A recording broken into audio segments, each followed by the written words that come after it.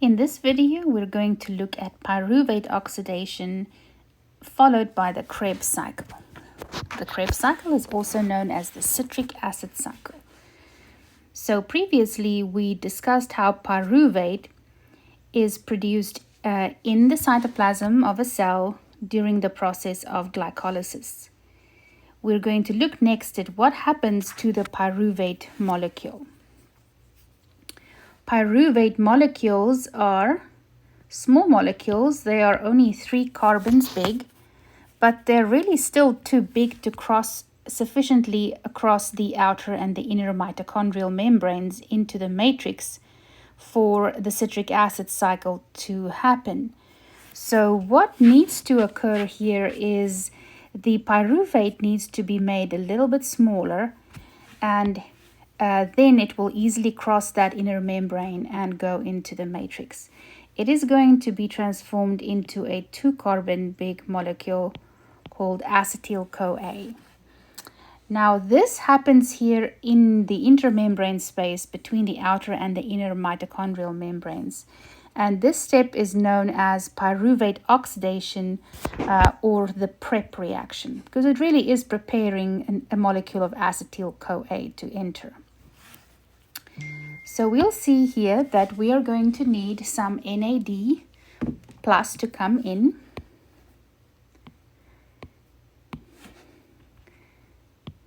And it will pick up 2 electrons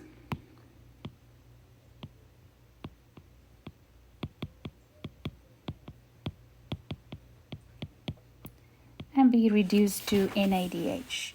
The other thing that is required here is the addition of a coenzyme. We're going to have coenzyme A come in here, and it is going to add on to that enzyme that is catalyzing this whole process here in the PrEP reaction. That enzyme's name is Pyruvate Dehydrogenase.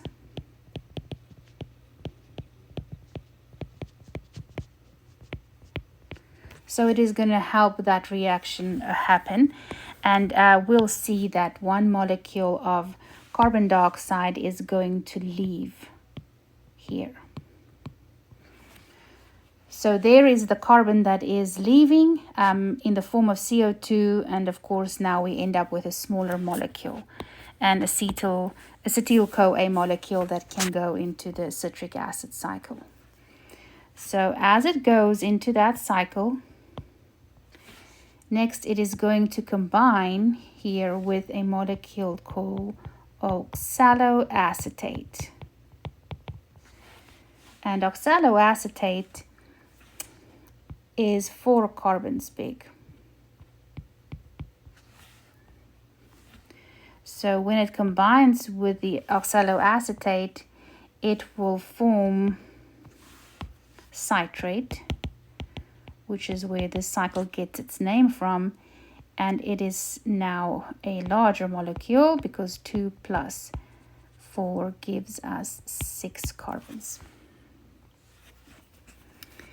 Now in this video, I'm not going to discuss all the enzymes that are required for the citric acid cycle or the energy considerations. I have recorded a different video that looks in more detail at all of those enzymes and the reactions that they catalyze. So I'll show what happens to citrate next. We do need to put here a molecule of water into this reaction here to make this possible, along with that enzyme that I said that will be there. So there we end up with our citrate, and next the citrate will be changed into a molecule of isocitrate. It is still 6 carbons big. Of course, there's an enzyme in that step as well, catalyzing the reaction. Next up, our isocitrate will be changed into an alpha keto glutarate molecule. An alpha ketoglutarate is smaller it is a 5-carbon molecule. So that tells us that something left here in this reaction, and we see that it is a molecule of CO2.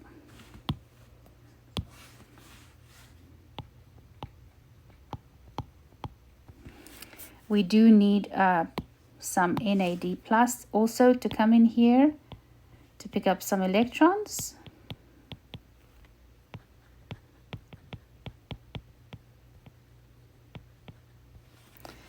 And that makes it then possible for alpha ketoglutarate to form. Next up, we are going to have alpha ketoglutarate changed into a molecule of succinate. Now let me just clarify something here as well. There is in fact another intermediate before succinate. It's called acetyl-coA, but for the purposes of this video, I am simplifying the step here at the bottom of our cycle and just showing you what happens from this point when succinate next goes to the other intermediates. What is important though to know what is happening here between alpha ketoglutarate and the formation of our 4-carbon succinate is that another molecule of CO2 is exiting.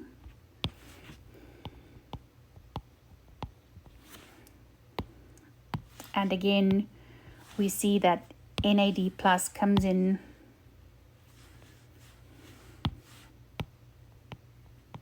and picks up some electrons.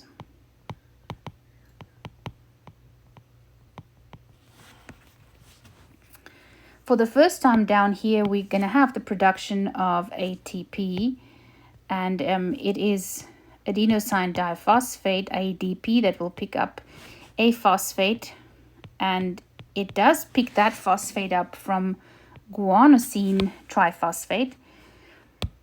But as I said, I have simplified the steps down here. So all what we're going to draw in here is just one ADP being transformed into an ATP. All right. From this point forward, we are going to see that the molecules will not become any smaller. They will all stay 4 carbons big. So moving from succinate, next we will form some fumarate, 4 carbon. And to make this possible, there is a molecule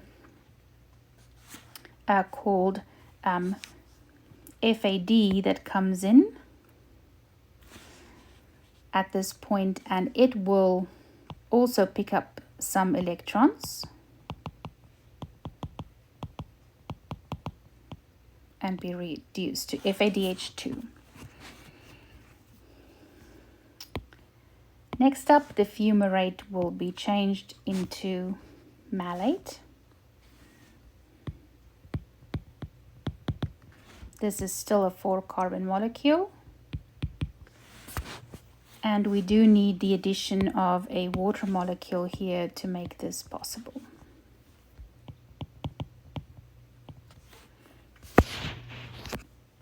Last step is when malate is transformed into oxaloacetate, and here we need one more of these NAD plus molecules to come in and pick up some electrons and of course a proton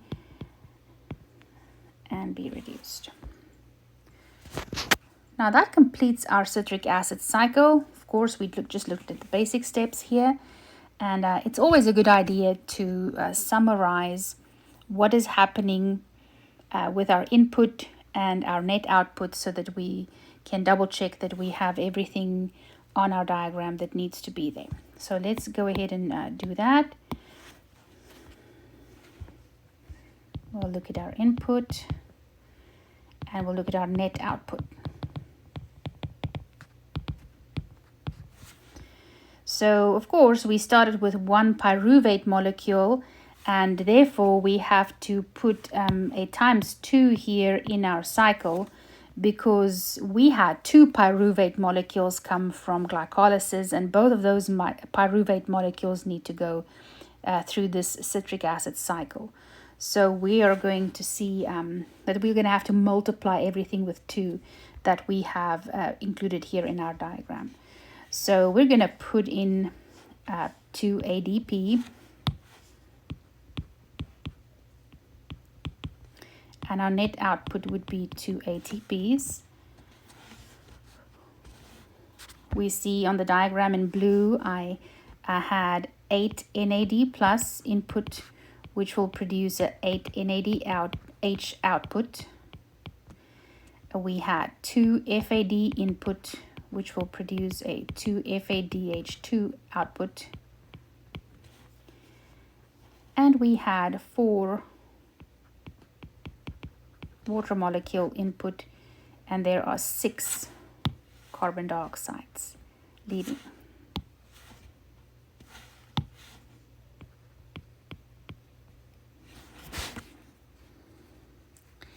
And that brings us to the end of our discussion about the pyruvate oxidation step and the Krebs cycle, or the citric acid cycle.